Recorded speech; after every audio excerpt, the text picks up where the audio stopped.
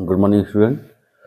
तो आज हम पेपर 3 करने जा रहे हैं, सेट 1 उसका भी। तो टाइम वेस्ट ना करते हुए तो हम स्टार्ट करते हैं। ठीक, होप है कि आप सभी ने जो पिछले पेपर है उनको अच्छे से देखा होगा। ठीक है, तो फर्स्ट क्वेश्चन लिखा है, p इक्वल टू 2 की पावर 3 इंटू 3 की power 2 into 5 and q equal to 2 की पावर 2 इंटू 3 की पावर 3, देन द एलसीएम। कभी भी एक्सपोनेंट्स के अंदर दे रखा हो नंबर को और आपसे एलसीएम में ऐसे पूछा हो तो एलसीएम में हमेशा आपको maximum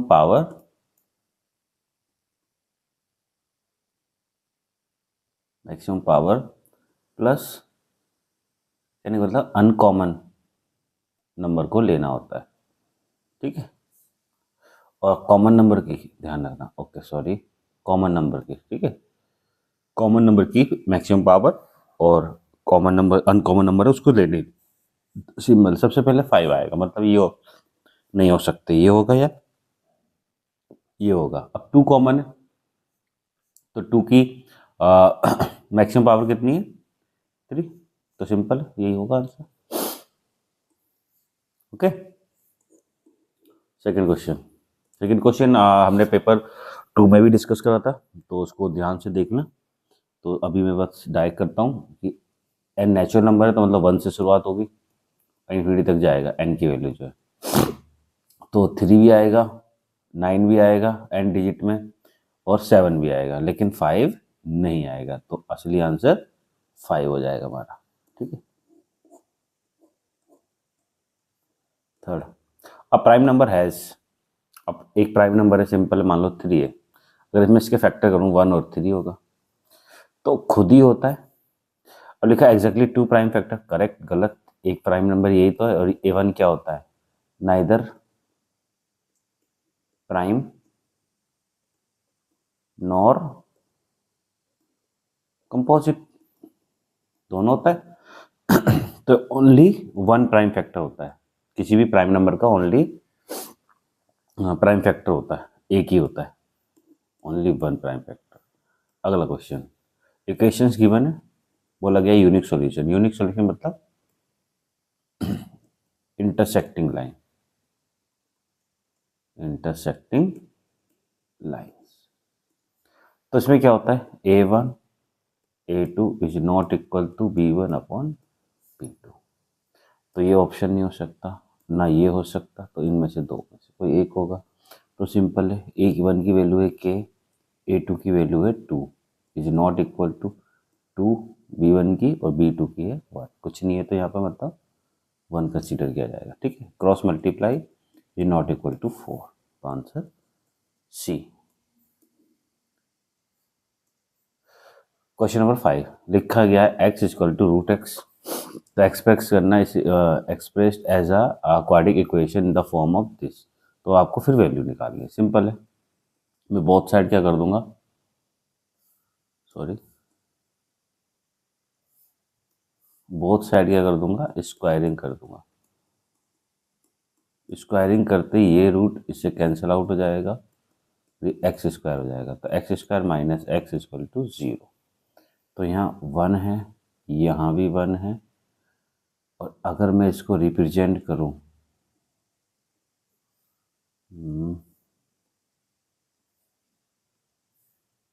-1x plus 0 equal to 0, तो यहाँ कंपेयर करके ए की वैल्यू 1, बी की वैल्यू -1 एंड सी की वैल्यू 0।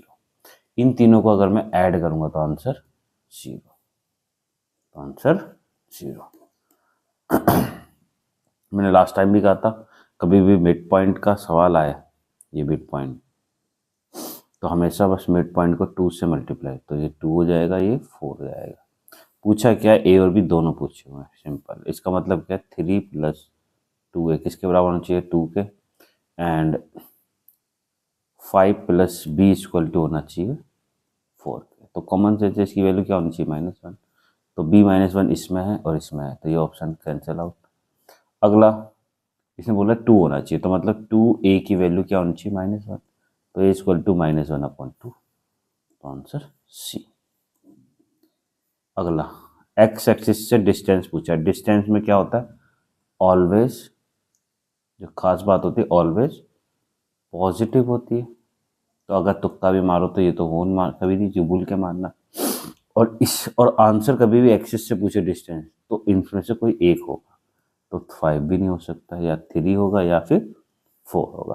अब कैसे, तो सिंपल है, अगर एक्स एक्सिस पूछा है तो वाई कोऑर्डिनेट, और सॉरी एक्स कोऑर्डिनेट आंसर होगा। तो आंसर नंबर बी। अगर यहाँ एक्स एक्सिस बोल देता तो आंसर 4 हो जाता उस समय। ठीक है, अब नेक्स्ट 8 क्वेश्चन को, सेक 30 कितना होता है भाई? कैसे याद करने का सबसे अच्छा तरीका, कॉस 30 कितना होता है, √3, तो उसका अपोजिट ये होगा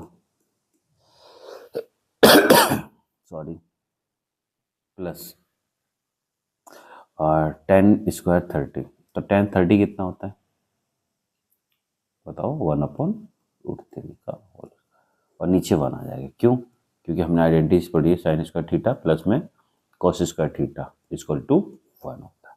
तो यहाँ एंगल दोनों सेम है तो इसका वैल्यू 1 हो जाएगी। तो ऊपर वाले को सॉल्व करना है, 4/3 एंड 1/3, तो दोनों को ऐड करोगे तो 5/3, आंसर 5/3। ठीक है, question number 9, which types of triangles are always similar? Right angle नहीं, एक्यूट नहीं, आइसोसेल नहीं, इक्विलेटरल ट्राइंगल ऑलवेज, क्योंकि इनके जो साइड्स का साइड्स और एंगल्स दोनों की जो प्रॉपर्टी होती है ट्रिपल एस उससे भी सिमिलर हो जाएगा और ट्रिपल ए से भी सिमिलर हो जाएगा, इसलिए ऑलवेज रहेगा, क्योंकि हर एक एंगल 60 होता है और साइडों का तो प्रोपोर्शन हो ही जाएगा। जैसे कि एक्स और वाई पूछा हुआ है, ए बी सी सिमिलर है क्यू आर पी से, तो इसका मतलब रेशियो क्या होगा साइड का, A B upon Q R equal to B C upon R P equal to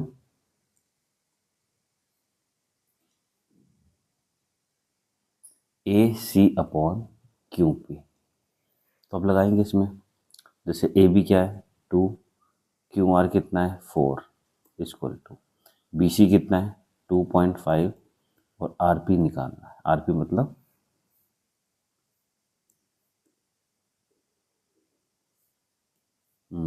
sorry 2.5 and R P कितना है, आर पी एक्स है, ए सी कितना है 3 और पी क्यू क्यू पी कितना है वाई।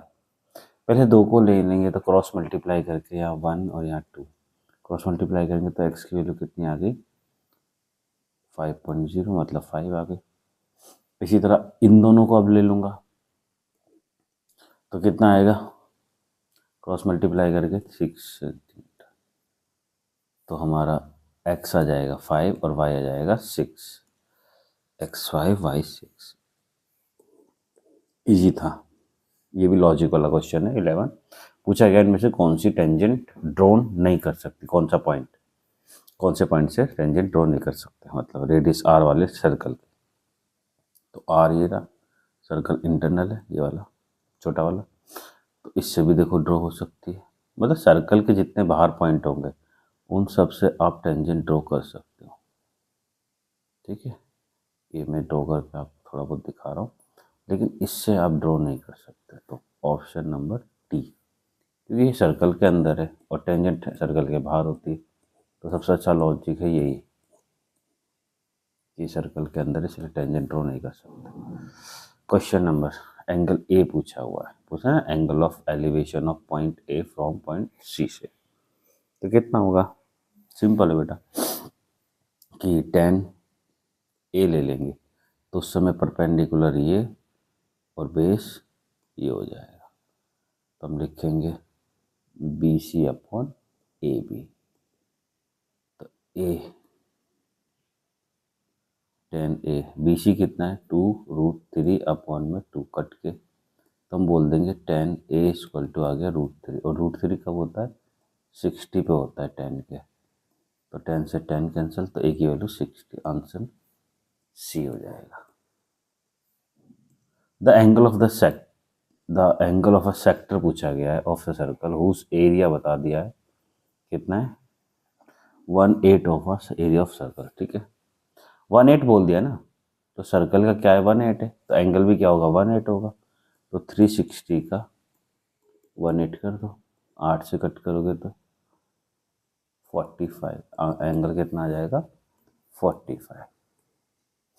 बहुत आसान था।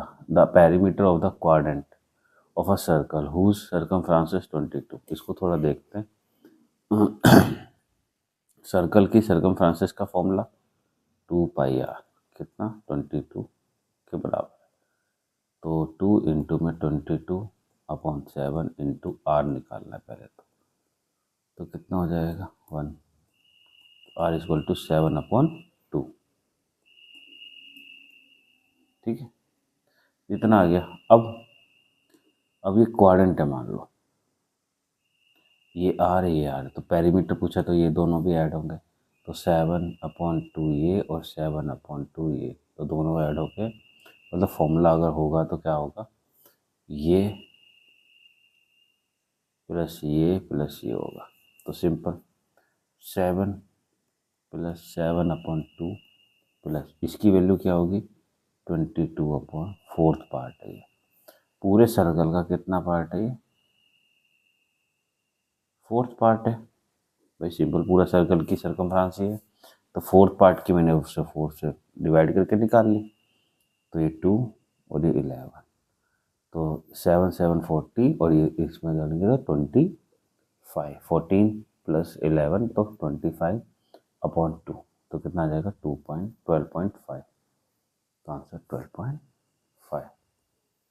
अगला 15, एक कौन है एक सिलेंडर है, सेम हाइट और सेम रेडियस है, वॉल्यूम और निकालना है हमें। तो सिंपल कौन का वॉल्यूम क्या होगा 1/3 πr² h, सिलेंडर का πr² h कट के तो 1/3, तो 1:3, बी ऑप्शन।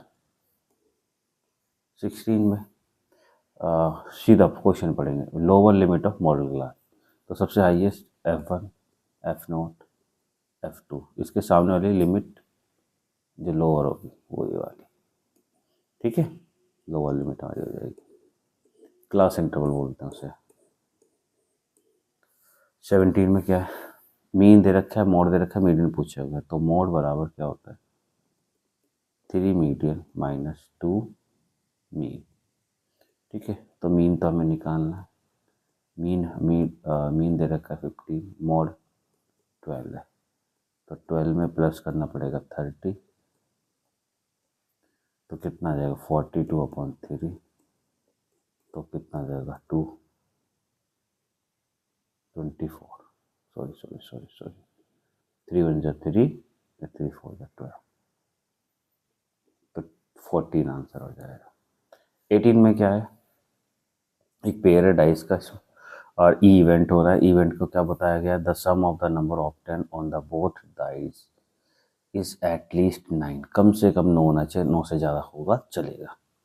तो पहले 9 निकाल लेते हैं, सॉरी 6 इससे होगा, 6 3 से बनेगा, 5 4 से बनेगा और 4 5 से बनेगा। अब 9 से थोड़े बड़े वाले जैसे 6 4 5 5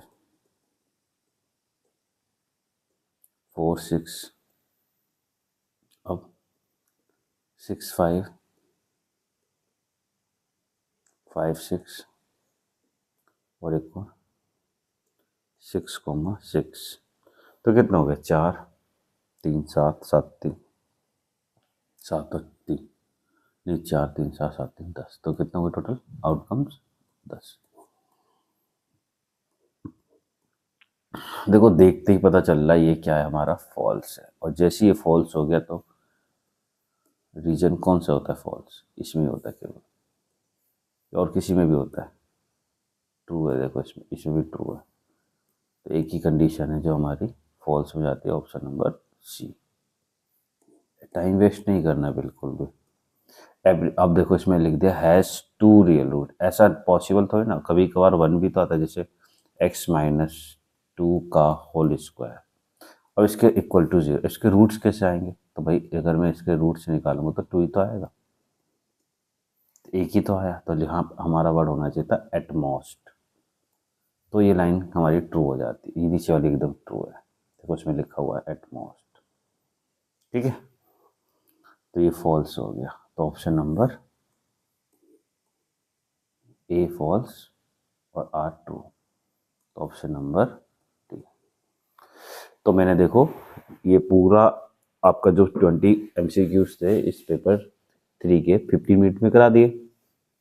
तो मिलते हैं नेक्स्ट पेपर के साथ कल इसी टाइम, ठीक है, okay, bye bye, good bye.